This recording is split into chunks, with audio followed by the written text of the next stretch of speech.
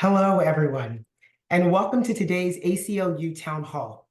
My name is Amber Hikes, and I'm the ACLU's Deputy Executive Director for Strategy and Culture, and I use they and she pronouns. I'm deeply grateful to be here with you all, and I'm going to be your moderator. I'm also grateful to our many supporters who RSVP'd and submitted questions for this Town Hall conversation in advance. We received so many excellent questions about gerrymandering, how we're protecting the right to vote and abortion rights, questions about federal legislation like the John Lewis Voting Rights Act, and perhaps most importantly, how you all as defenders of democracy and liberty can take action and motivate others to do so as well. Today, we're going to get to all of that and more. Before we get started, I want to acknowledge that last week on Super Tuesday, Donald Trump clinched the Republican nomination. To be clear, the ACLU is nonpartisan. We neither oppose nor endorse candidates, so we're not going to talk about presidential candidates here. But there's no denying that when Trump was in office, his policies and actions attacked our civil liberties and rights at every turn. The ACLU promised to see him in court if he violated the Constitution, and when he won the election in 2016, we kept our word.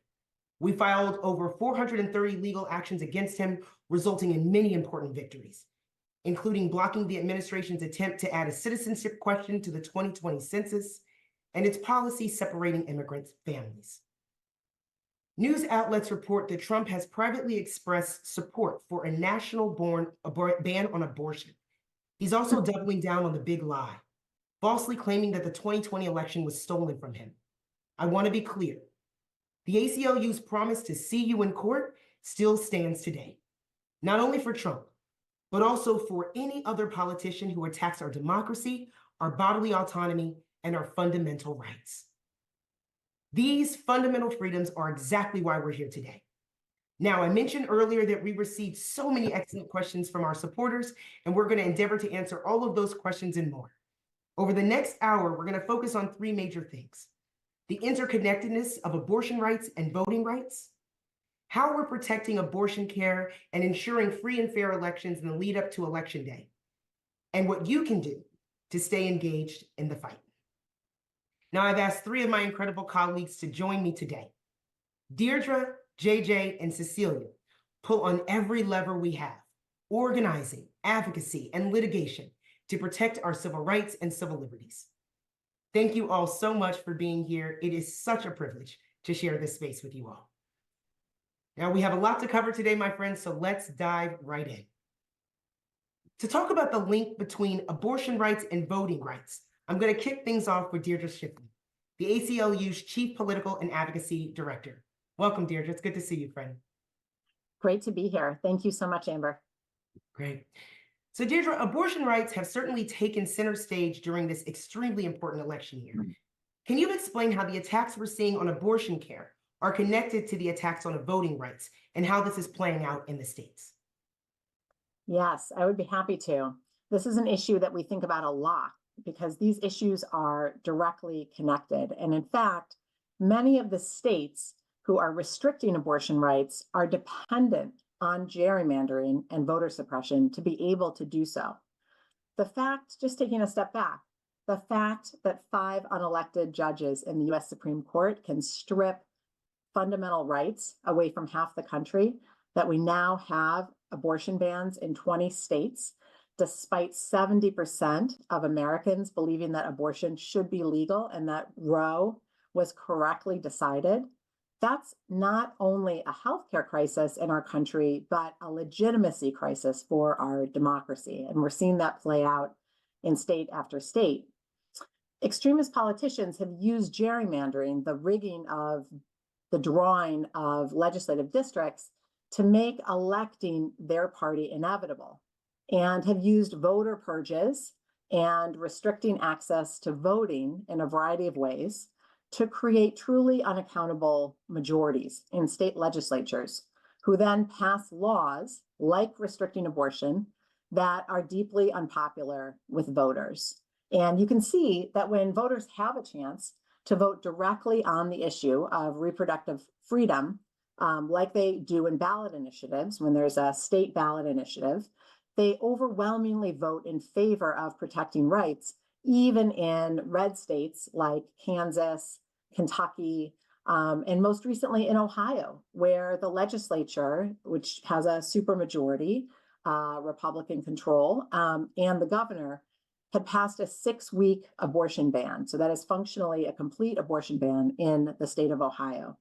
And in a really stunning repudiation of that action, Ohio voters then passed a reproductive freedom constitutional amendment to restore access to abortion.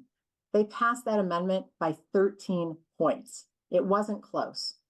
So often, because of the rigging of rules and the gerrymandering of districts, it is not possible for voters to hold their state legislators accountable for stripping their rights away or passing other deeply unpopular legislation.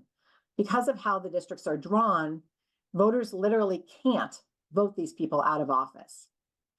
And often the same states banning abortion, imposing travel bans, ruling that frozen embryos are now children, are the same states that are undermining democracy through voter suppression and gerrymandering. And this is fundamentally about power at all costs. And it creates really perverse incentives. When you have gerrymandered districts where the election is all about the primary, the incentive becomes for candidates to move to the extreme right, to outdo each other in extremism, to vie for the small number of primary voters that are going to determine their election. There is no incentive to moderate and to try to represent the majority, because the key election is really in the primary. And the last thing I'll say about this is this strategy really has no bottom. And we're seeing that right now in Idaho and in Missouri, 2 states that have extreme abortion bans, bans that are refusing to allow hospitals to provide emergency life-saving care to pregnant women who are experiencing medical emergencies and need abortions. This case about whether or not hospitals have an obligation to provide life-saving care is going to the Supreme Court in April, and is as stark an example as any of how important an accountable democracy is to basic human rights. It is literally a matter of life or death.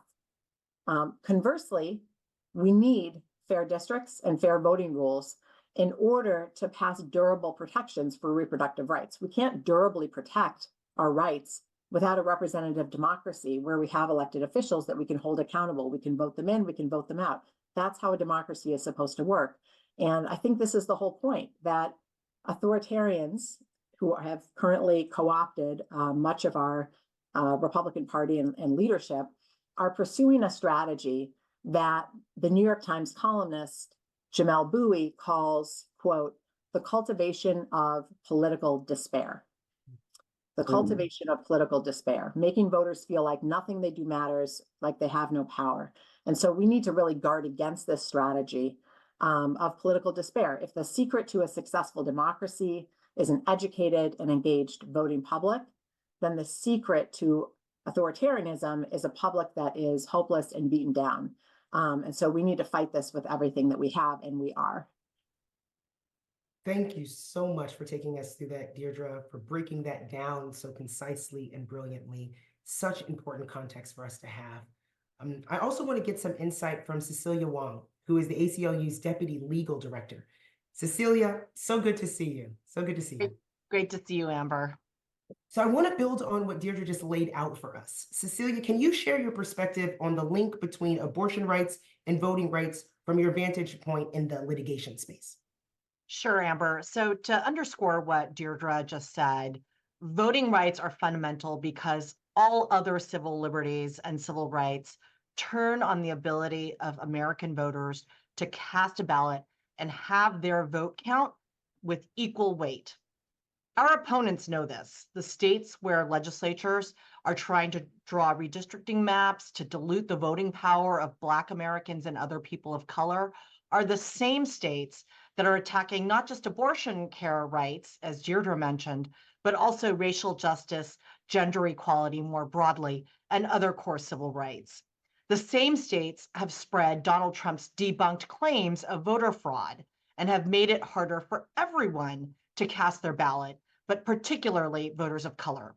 We're fighting so hard on redistricting in the South because if these state legislators get their way, they will keep on unfairly re-entrenching historically powerful majorities by diluting and suppressing the power of Black voters and other voters of color to elect their preferred candidates to office. That's how state legislators are able to rig the system to maintain power, even though they don't have broad support among all voters. I really appreciate you sharing that perspective with us, Cecilia. It could not be clearer that these extremist politicians are out of step with the will of the voters. And just to remind us how powerful our votes are, I want to bring in JJ into this conversation. JJ Straight is the ACLU's National Campaigns Director for Reproductive Rights. Welcome, JJ. Thanks, Amber. No place I'd rather be. Come on now. So despite the anti-democratic efforts that we've been discussing to keep us from voting our values, we have seen a huge turnout at the polls to protect reproductive freedom specifically over the last few years. JJ, share with us some of the victories that we and our partners have had on recent abortion ballot initiatives. Yeah, my pleasure. Because what we have absolutely seen is that in every single election since the Dobbs decision, we have seen decisive and clear message from the voters in this country that they are absolutely against abortion bans, and boy, do they vote accordingly. I know my colleagues on this call have heard me say this a million times, but abortion is nonpartisan, and protecting abortion access, as Deirdre pointed out earlier, is popular at 70% support. We saw this from ballot measures in Kentucky and Kansas, where anti-abortion politicians tried to restrict rights in their states. And then again in Michigan and Ohio, where the voters sent a clear message by qualifying those ballots in their state and adding abortion access protections into their state constitutions. In fact, in Ohio, you all, these same politicians tried to put a measure ahead of the abortion measure to make it harder to vote on ballot measures in Ohio, thinking that they could restrict access that way. And Ohio voters spoke loud and clear that they were not fooled and that they want to protect abortion access in their state, period. And everywhere we saw abortion on the ballot, we won, including places like California and Vermont, who also saw initiatives. Also, where politicians were running and it was made clear to voters how they stood on abortion, like in Wisconsin State Supreme Court case and the more recent elections in Virginia, voters resoundingly rejected the politicians that wanted to restrict or even put in bans in those states. And so our team right now, building on all of that momentum and clear victories, continues to monitor this work across states right now where ballot initiatives are being considered and launched. And make no doubt about it, y'all, the ACLU is going to continue to educate voters about the importance of making their voices clearly heard and protecting abortion access with their vote. We know, and we know because all of you are joining us today, that we collectively really understand the stakes that are on the ballot. 20 states have passed complete or partial bans since the terrible Dobbs decision. But again, we know and have clearly seen that this is completely out of step with what a majority of Americans want to see. And we're going to continue this work together with our amazing coalition partners and fight back with you all to keep up this incredible momentum as we go into the next year. Thank you, JJ. I swear, every time I hear you speak, I feel like I could run 10 miles. And that's a big deal because I am not a runner. So I hope everyone who's watching is fired up because I certainly am right now. Our votes matter. Our voices matter. Please never forget that. Thank you all so much for sharing your perspectives with us. And Cecilia, I'm going to ask you not to go anywhere just yet. Thinking about that earlier point on the importance of a representative democracy, let's talk about the ACLU's work to protect voting rights now. This conversation comes at an important time, right? Despite our historic win for voting rights at the Supreme Court just last year and successes at the ballot box in 2023, there is no sign of anti-democratic forces letting up. State legislatures across the country continue to try and to suppress voters and rig the rules. So Cecilia, can you tell us what the ACLU is doing to protect access to the ballot box and ensure fair maps ahead of the 2024 elections? Of course, Amber. There's a lot, so I will talk fast because our voting rights team is working around the clock and around the country to defend people's right to cast their votes and have them count. So, as you said, last year we scored an enormous victory in the Supreme Court in our Alabama congressional redistricting case. The Supreme Court affirmed our lower court victory, holding that Alabama's congressional map discriminated against Black voters and held Black voters to only one congressional district that is representing 14% of the population, even though Black voters make up 27% of the total state voting age population. We're trying to follow up that win in the Milligan case in Alabama in the Supreme Court this term with another case up at the big court, our challenge to South Carolina's even more egregious racial gerrymandering of congressional districts in that state to suppress Black voting power. The legislature in South Carolina surgically drew district lines to suppress voting power and cap the Black voting age population at 17% in Congressional District 1, which encompasses Charleston County. To do that, they moved 62% of the Black voting age population in Congressional District 1 into neighboring Congressional District 6. And the stated goal of the state legislature in drawing that racially gerrymandered map was to make Congressional District 1 lean Republican. So we'll wait to see what the Supreme Court says in that case, Alexander versus the South Carolina NAACP. We've had two other major wins on redistricting recently, both out of Louisiana, in our challenges to the congressional redistricting maps in that state, where we got a second majority Black district where Black voters have an opportunity to elect the candidate of their choice, and our case challenging Louisiana's state legislative maps, where we already have won a court order that says that we will get 9 additional Black opportunity districts across both the state House and state Senate. The state is appealing that order, and so the fight is still coming up. A few other major recent wins in our cases trying to strike down state voter suppression measures.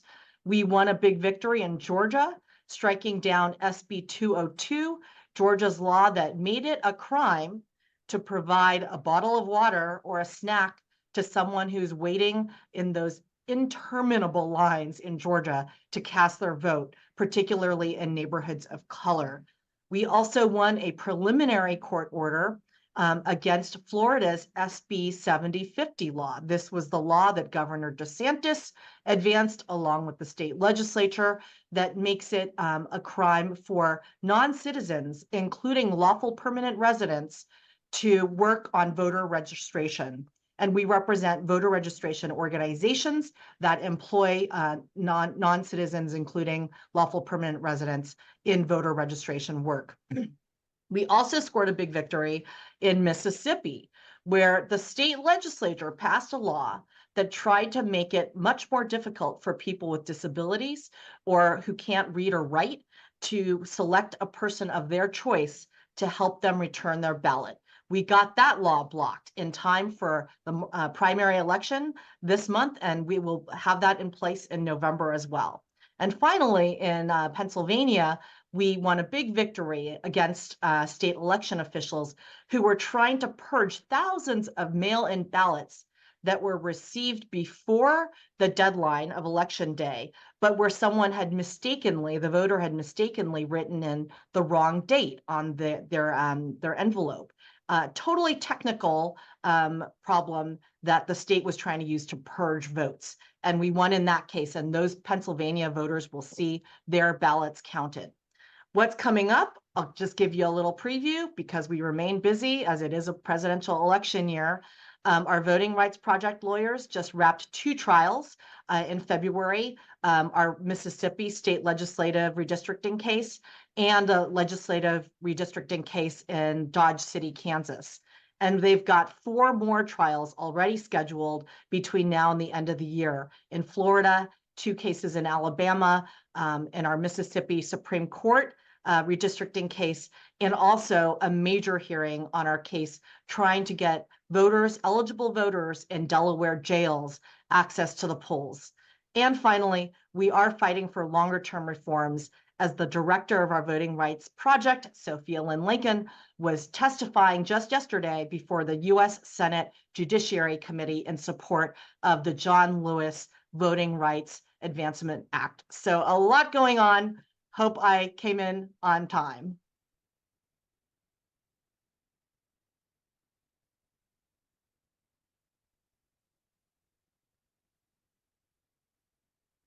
You absolutely did, Cecilia. Brilliant, brilliant, brilliant. So much work that's going on. I'm wondering if there's some work that you can tell us about some of the impact that we're having in some of the southern states, specifically in Louisiana. Sure. So, when you look at our redistricting cases, especially as they go to trial, they can seem very technical. Most of the evidence is experts, expert demographers who are talking about racially polarized voting and about demographic patterns in the state. But these redistricting cases have profound human consequences. So I think we have a video for you all starring the lead plaintiff in our Louisiana state legislative redistricting case, Dr. Dorothy Nairn, talking about what all of our hard work on that lawsuit and the trial victory that we won mean for her and her community in Louisiana. I mean, just to show how disconnected we were and how diluted we were, my neighbors would vote in one district and I voted in another. So there was absolutely no way to be able to organize the community or to even have a discussion on, well, when do we vote on some issues? We know that we can transform this part of the country, and we can transform every community along here where we have not had fair representation, we have not had fair opportunities, so that our children's children won't have to just leave as the only opportunity. They can find opportunities right here in Napoleonville. That's what we're voting on.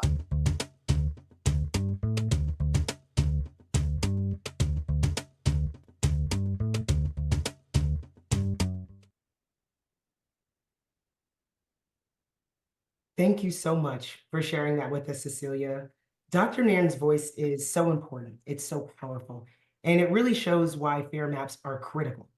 If you want to learn more about her, her story is actually on the cover of the latest issue of ACLU magazine. Please be sure to check it out at aclu.org/magazine. I'm gonna tell y'all, this isn't a prop. I keep my ACLU magazine here on my desk all the time. Definitely make sure you check this one out, friends. It's one that you can't miss.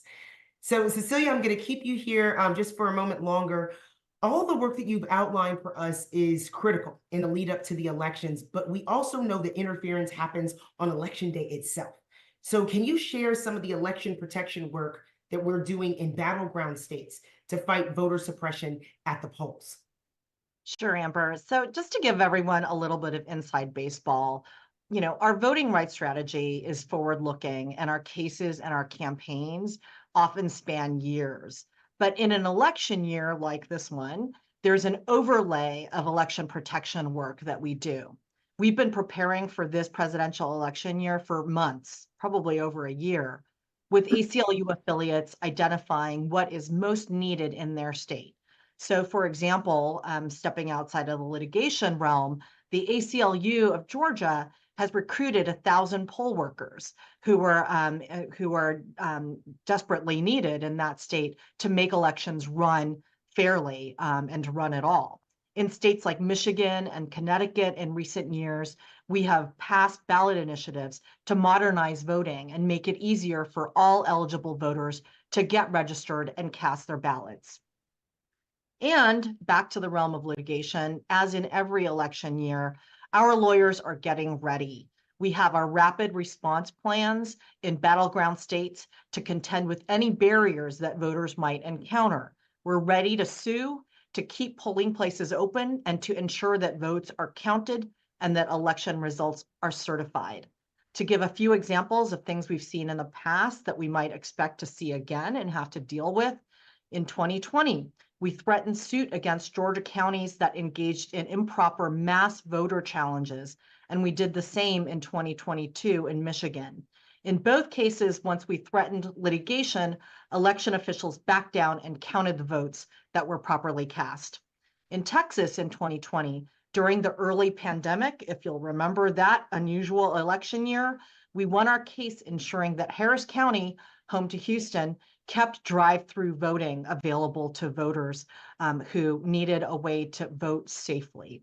And in every election year, we often find ourselves filing suits to keep polling places open when election officials try to close them. These are often things that happen at the last minute that really affect voters of color predominantly. For example, in both 2020 and 2022, election officials in the state of Arizona failed to open polling places on time in rural Apache County, where Navajo voters were unable to cast their votes. These are rural areas where people have to drive sometimes for hours to reach their polling location. And they have it narrowly timed so they can then go on after casting their ballot to go to work or go to school. We had to sue in both of the previous elections, in the midterm in 22 and the last presidential election, in order to keep those polls open and open on time. And we expect to see things like that again this year. Thank you again, Cecilia. I never get tired hearing about this work. This is what makes the ACLU so unique. This is the work that happens 24/7, 365, whether it's election year or not. We're on the ground in every state, DC and Puerto Rico, ready to jump in and act whenever our rights are threatened. And y'all know what I always say about the ACLU, we don't have to get ready, we stay ready. So, so thank you for sharing, Cecilia. Thank you for reminding us of what we're doing around the country, and of course our affiliates on voting rights. Very, very, very deeply appreciate you. Now, as we continue to fight for our democracy and fair voting practices in courts and in Congress and in our communities, we need all of y'all. You can join our Democracy Defenders Task Force to partner with us in some of the biggest voting rights fights across the country. Now, as a part of this task force, you're going to be kept in the loop on how you can take action as we fight together to protect equal access to the ballot, preserve the integrity of our electoral process, and defend our democracy, of course. I'm going to invite you all to join now at aclu.org/defend-democracy. All right, now I want to turn to Deirdre again to keep this conversation on voting going. I know, Deirdre, this is one of your favorite topics. So, so when voters get to the polls in certain states, they're going to have the chance to vote on ballot initiatives that could reform the redistricting process so that politicians can't use their position to draw unfair district maps, some of that gerrymandering we were talking about before. They'll also have the chance to vote on some crucial down ballot races. Can you tell us more about the ballot initiatives and the down ballot races we're monitoring and why they're so important? Yes, I would be happy to. So first, I just want to mention that we are, and I think Cecilia also mentioned this, working hard to pass the Freedom to Vote Act and the John Lewis Voting Rights Act at the federal level. Those are the hugely important priorities to protect voting rights and undo some of the damage that the Supreme Court has done to voting rights and access across the country. So those are huge priorities that would impact every state. At the state level, we are pursuing a fair districts ballot initiative in Ohio, which is one of the most gerrymandered states in the country, and a state where we have won lawsuit after lawsuit 5 times, affirming that illegal gerrymandering is happening. The Republican majority Ohio State Supreme Court even affirmed it and ordered the legislature to redraw those districts. Unfortunately, the Republican supermajority in that state legislature has decided to just ignore those rulings and continue on. And Ohio Senate President Matt Huffman even said to a local newspaper, quote, "We can kind of do whatever we want." And he's right. They can, and they have been. And so that is why it is so important that we have a state ballot initiative to ensure that voters have fair districts. So that's one example. On the electoral front, we are prioritizing state Supreme Courts which are increasingly the arbiters of civil rights and civil liberties in states. We're focused on state Supreme Court races in Montana, Michigan, Ohio, as well as North Carolina and Georgia.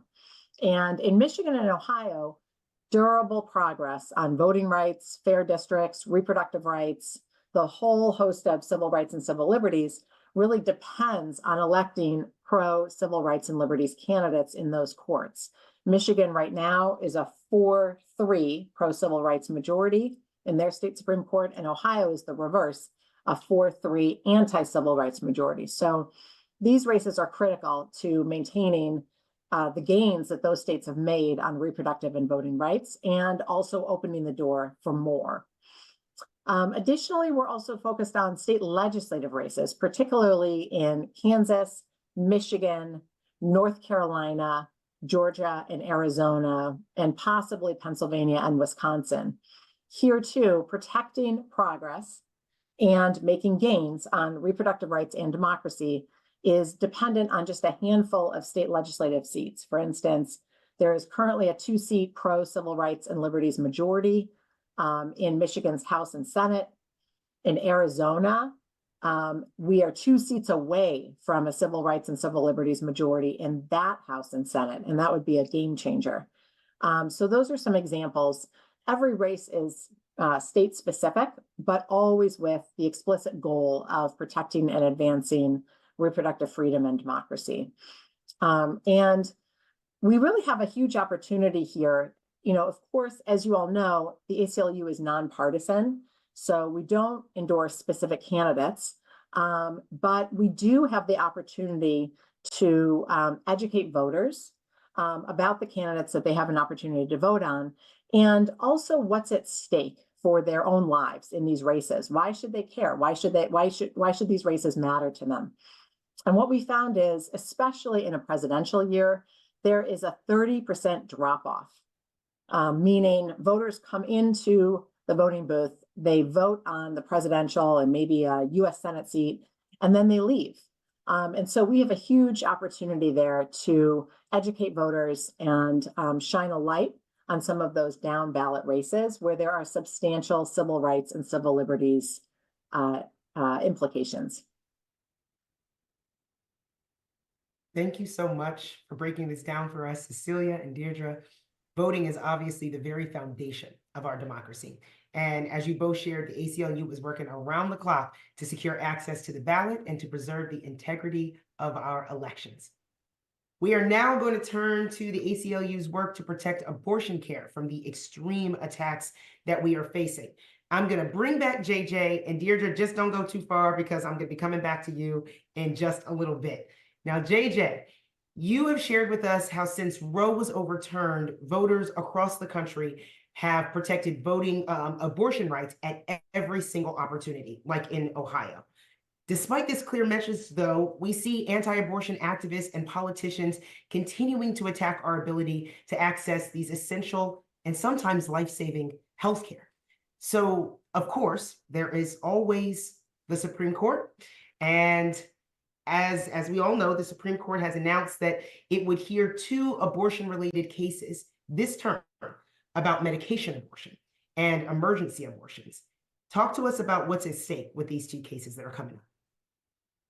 Yeah, absolutely. I just want to start with the fact that I find it to be no coincidence that these anti-abortion groups filed the first case I'm going to talk about right after we saw those decisive victories on abortion in the midterm elections. This group, this newly formed group called the Alliance for Hippocratic Medicine, went looking for another avenue to enact their vision of no abortion access in all 50 states and DC. And what they did was filed a case. If you look it up, it's called FDA versus AHM. We call it the Miffy case, with a handpicked judge in Texas. So they filed this case with this very particular judge in Texas. And in that case, what they are asking for is to have the court reverse the FDA's approval of mifepristone. Mifepristone is the abortion medication used in a majority of abortions in this country.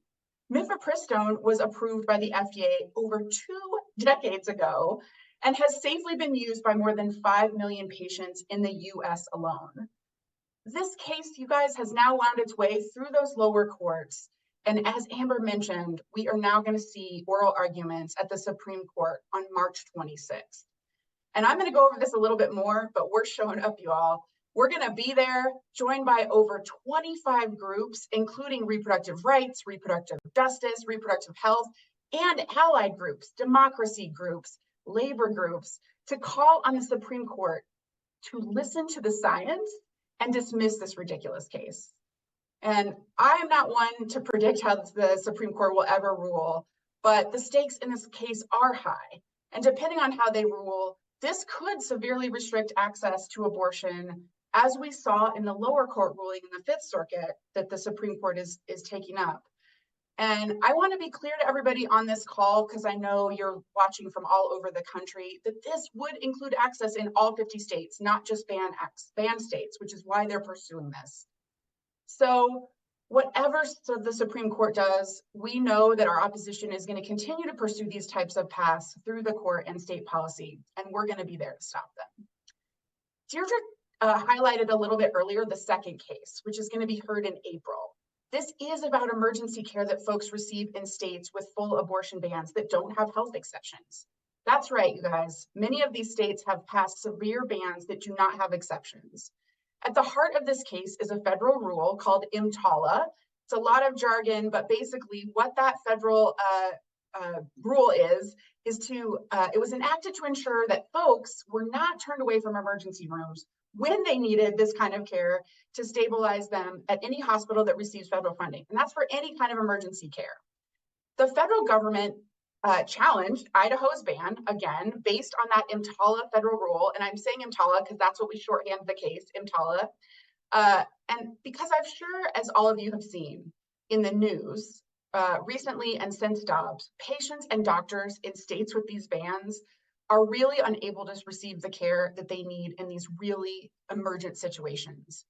These bans have caused immediate harm, making it so that doctors just cannot do their jobs, as they would risk legal actions, including loss of their licensure to be a doctor, and obviously the harm to patients who need this emergency care. As all of you who've made myself, when I go to the emergency room, I'm going because something is wrong and I need immediate help.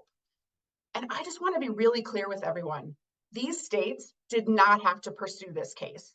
They could have instead done what was right and made sure to clarify these bans to ensure that the patients in their states, in these most awful of emergency circumstances, including losing future fertility, or as Deirdre mentioned, having their very lives at stake, could receive the stabilizing care they needed. Instead, they have fought these in courts all the way to the Supreme Court, and they have forced these patients, you guys, to leave their states at great risk to their health and great expense to get simple emergency care. So, as Amber mentioned, in the next 2 months, we're going to see not one, but 2 more abortion access cases in front of the same Supreme Court who overturned Dobbs. We have also continued to see the lower courts attack reproductive access and healthcare. I think all of us have probably seen Alabama's recent state Supreme Court ruling continuing to restrict reproductive healthcare. In Alabama, as we have heard, the court determined that embryos are considered people under the law, making it so that families who were seeking this very important IVF treatment would be unable to pursue that service in Alabama. I want to say again, this is the intention of our opposition and the personhood laws that they are looking to pass and that they have signed on to as co-sponsors federally and in states. And we all know that the impact of these decisions are huge to our families and our communities. But we also know without a shadow of a doubt that we are in the position, as we've heard over and over, of being the majority in this country, and we are going to continue to demand access to all reproductive health care. On that note, you guys, I want to say the ACLU, it's why I love working here and coming in every day. We never stop fighting for reproductive rights, and we need your continued partnership and activism now more than ever. In the next few months, the ACLU will be rallying, hosting days of action, fighting for our abortion rights every way we can. This movement is absolutely powered by you. And we will be relying on all of you, our incredible activists and volunteers, to lead this work in your own community alongside us. please sign up today at aclu.org/abortion activists. And we want to work with you to help plan and support these events in your community to protect our abortion rights. One of those events, you guys, is less than 2 weeks away. If you are in the DC area, we are going to be in front of the Supreme Court to rally in DC to protect medication abortion on Tuesday, March 26th, and we will see you there. Join us, show your support, and enlist your friends and family. Everyone is welcome. Sign up now to get more information at aclu.org/abortion activists. Thank you. Thank you so much for sharing that, JJ. Thanks to all of you who are watching. I want to say for that DC event, oh, JJ and I will be there for sure, Deirdre as well. So come on down. We would love to see you in person. Working together across our communities is how we win. That's how we win. And we need everyone in this fight right now because we are seeing a slew of anti-abortion bills proposed by state legislatures and anti-abortion activists. And we need everyone in this fight. So JJ, can you share some of the legislative attacks that we're facing in 2024? Yeah, absolutely. I think that folks thought with Roe overturned that maybe the other side had thought they had won, but nope, we continue to see that anti-abortion agenda and anti-abortion opponents and their state legislators continue to push an extreme agenda to cut off every avenue to abortion, medication abortion, as I discussed, emergency abortions. And you guys, we have even seen some and heard about them looking to ban types of contraception. Like we saw in Alabama, the opposition's goal is clear, and they're not shy about it. They are signed on to these bills, which is to enshrine fetal personhood into law. Politicians have banned or heavily restricted abortion in more than 20 states across this nation, with devastating effects on our communities and the people who need abortion care.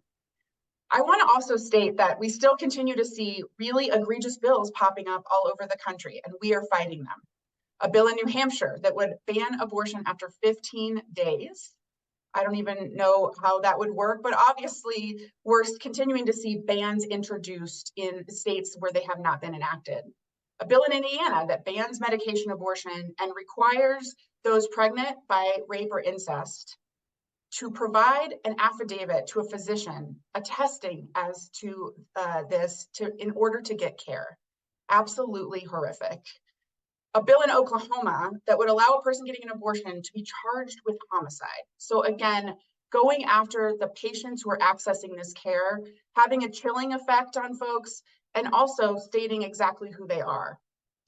We are starting to see in some of these states that the government may now prosecute people and go after them who are not only patients and doctors, but folks who are involved in abortion care, like abortion funds, helpers, family members who are taking the patient in for that care.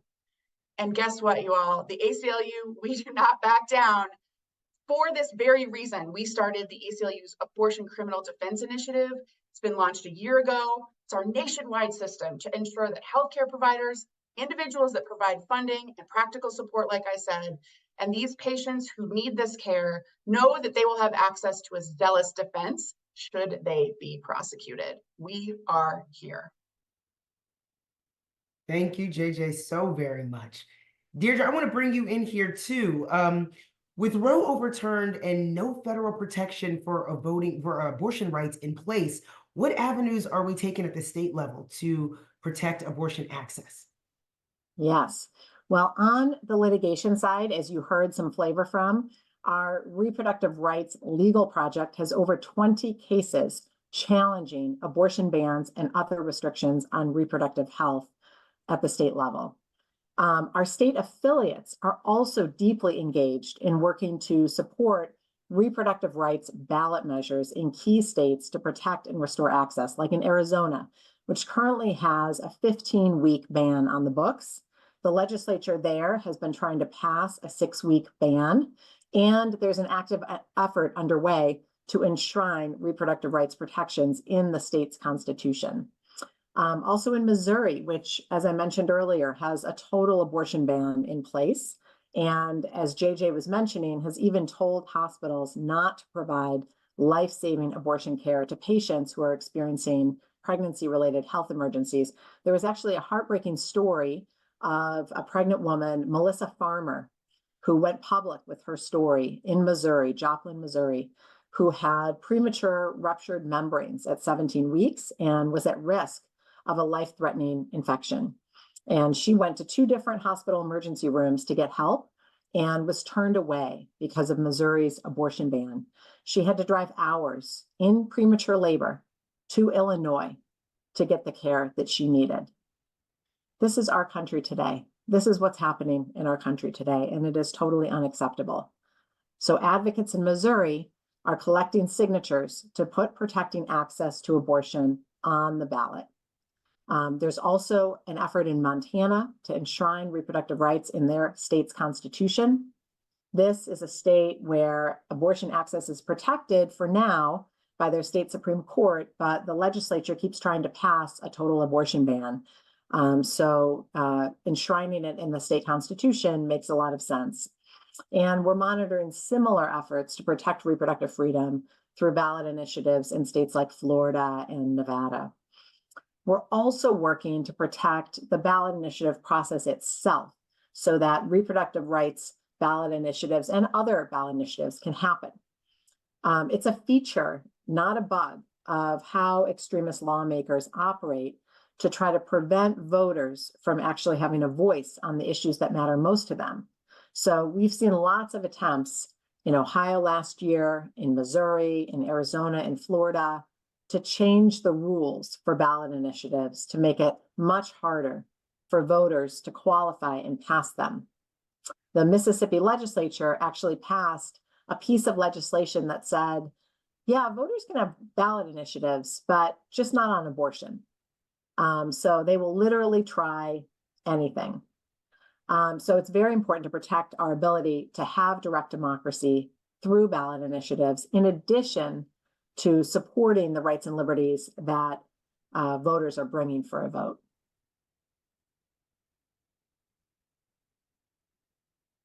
Thank you so much for sharing your thoughts with us, Deirdre and JJ. We know this work isn't done until everyone who needs an abortion can get one. And we will never stop fighting until that vision is a reality across the country. I want to, as we kind of draw to a close here, I really want to thank again our supporters who submitted questions in advance. We had so much to cover, and as promised, we did cover the interconnectedness of abortion rights and voting rights, how we're protecting abortion care and ensuring free and fair elections in the lead up to Election Day, and then of course, what you can do to stay engaged in the fight. I'm going to move us into our final segment for our town hall. And before I say goodbye to our speakers so they can get back to the incredible litigation and advocacy work that we've talked about, I'd like to ask them just one last question. We talk often at the ACLU internally about the fact that hope is, of course, a discipline, but it is also a strategy. So I want to know from you all, what are any final thoughts you have to share with everyone watching? Particularly any words of inspiration as we move towards Election Day. These are very, very, very challenging times for our communities across the country, and we'd love to have some words of inspiration from you all. I'm going to start with Cecilia. So Amber, it's such a good question. I've been at the ACLU for 20 years now, and if I know one thing, it's that when we win things, we're not done. We have to keep fighting and keep winning, and we are in these fights for the long haul. After the Supreme Court's disastrous decision in Shelby County versus Holder in 2013, states with a history of discriminating against voters of color launched new attacks immediately on the voting power of Black, Latina, Asian, and Indigenous Americans. We sued them and we stopped them. In 2020, hostile state legislatures introduced 440 voter suppression measures, targeting voters of color, but really broadly making it harder for everyone to vote. And last year, in 2023, state legislators introduced at least 356 anti-voting bills, and 14 states enacted voter suppression laws, some of them multiple laws. But we are undaunted, because we look to those who came before us. The modern age of voting rights law started with the Voting Rights Act of 1965, which was signed into law by Lyndon Johnson. That law did not drop from the sky.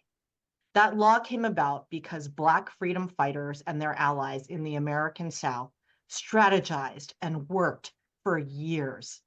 People paid with their lives for our right to vote, and we have a moral obligation to carry their work forward. Since 2012, the ACLU has scored 76 major wins in voting rights cases, protecting millions of American voters, and we intend to keep on winning. Thank you, Cecilia. Thank you, especially for bringing the legacy and the spirit of Black freedom fighters into this space. Deirdre. Yes, I love that. So as Cecilia said, there's a knife to the throat of our rights and liberties right now, our very democracy, in the form of authoritarian extremist politicians and the organizations that they've created across the country. But we have millions of people, all of us on this call, millions more not on this call, and we have the belief in freedom, human equality, progress. So I believe that we will win a pro civil rights and civil liberties trifecta in November. I believe that in my bones. And I believe we will pass voting rights. We will restore abortion rights, transgender rights, all the kinds of rights that have been stripped away. And we will use this near-death experience for our democracy to build it back even stronger. And I guess I'll just close by saying, our opponents play the long game, and it took them 50 years to undo Roe. 50 years. They thought about it every day. But so do we. We play the long game too. And we have millions of people at our backs counting on us to win, and we will. I believe that we will win. Thank you, Deirdre. All right, JJ, give us some words of inspiration, my friend. Well, I'm going to admit something to you, Amber. I was almost late to this call today. And you want to know why? Because I have been on calls all day, back to back, with people reaching out to come to the Supreme Court on March 26th. In fact, I wasn't supposed to look at my phone during this call, but I looked down, and since we've been on this call, I got 15 more emails, and as I was scrolling through the top lines, 11 of them are, again, folks reaching out to ask how they can be there, making sure that that they can bring their kids. People are coming from Ohio, North Carolina, Pennsylvania, oh my goodness, I'm forgetting what, on buses, West Virginia, getting up at 4 a.m. To be there. And I know that that is what it takes. And I know that folks are doing it because I was almost late to this call because we're focused on making sure we show up. And so I always like to say, I know we're going to win, like Deirdre said, and we will because we can, we will because we must, and we will because ultimately we are right. So I look forward to seeing you guys on March 26th. Thank you. Cecilia, Deirdre, JJ, you all and all of my brilliant colleagues across the nationwide ACLU remind me every single day that we are bending that moral arc and we will win. There's something that I have been talking to my colleagues about a lot lately at the national office, and we've been talking a lot about hope, about future, about dreaming. And I've been running around asking folks if they identify as optimists, which is an interesting thing to do at the ACLU. It's been my experience that just broadly, it's not very cool to identify as an optimist. Folks it's much cooler to be a pessimist or a realist or something like that. But my experience has been that if you are a person in this climate, in this time, with the threats that are ahead of us and the ones that are to come, and you have signed up again and again and again as the resistance, at this time when so many of our communities are under-resourced and neglected and targeted and discriminated against, And you aren't doubting, you aren't slowing down, you are innovating, you are centering our communities, you are showing up to calls like this to find out how we can change systems. And you are here again and again and again, no matter what stands before us. You people believe that we can make a difference, and you use your time and your labor and your resources to make sure that we do. That to me feels like an optimist. It feels like an optimist, even if you're too cool to admit it. And so I'm very lucky to be surrounded by optimists on this call and every single day at the ACLU, our supporters especially. I want to, as I close, remind us that we must never, ever, ever cease advocating for our people, our communities, our movement, our vision for the future. I need you all to hear me and hear me well. We mustn't be so distracted by our opponent's vision for the future that we are too busy to build our own. Other folks have a vision, they have an agenda. It's about taking away bodily autonomy and self-determination and freedom of speech and freedom to protest. They have a vision. But baby, we have a vision too. And it's one of freedom, it's one of democracy, it's one of liberation. So let's not be so distracted by our opponent's vision for the future that we are too busy to build our own. Our world and our country needs us. It needs you. It needs your vision, your brilliance, your humanity, your solutions, and your inspiration. So we mustn't stop. We just can't afford to. So thinking and talking about inspiration, I want to give one final big shout out to our guardians of liberty, including those who are watching right now, who support the ACLU with a monthly gift. You all inspire us so much with your deep partnership in this work. If you're watching right now and you're not a monthly donor yet, becoming one is the most powerful thing you can do to support the ACLU's work now and in the months ahead. So please go to aclu.org/go monthly to start a monthly gift today. That's my quick pitch. That's the quick commercial. Y'all know freedom ain't free. So we appreciate everything you do to support us in this fight. Now, before they kick me off this screen, I just have to thank one last time, Cecilia, Deirdre, JJ. Thank you for your inspiring messages and of course, for everything you do to protect our civil liberties and our civil rights each and every day. Thank you, friends. And a final huge thanks to all of you who are watching. Your support, your engagement, your activism, it fuels our efforts. We could not do this work without you. Very literally, we couldn't. And so I have to say, the ACLU community is unlike any other that I've ever worked with. This community, and by that, I'm talking about every supporter watching today, plus our lawyers and our organizers, shout out to the organizers, our volunteers, our activists on the ground in every single state, DC and Puerto Rico. We all prove over and over how much strength and resilience there is in numbers, and we've got it. We are powerful when we come together, my friends. And I know we will continue to show up and actively engage together in the days leading up to the election and every single day after. Thank you all for joining us, and please, please take very good care of yourselves. Thank you.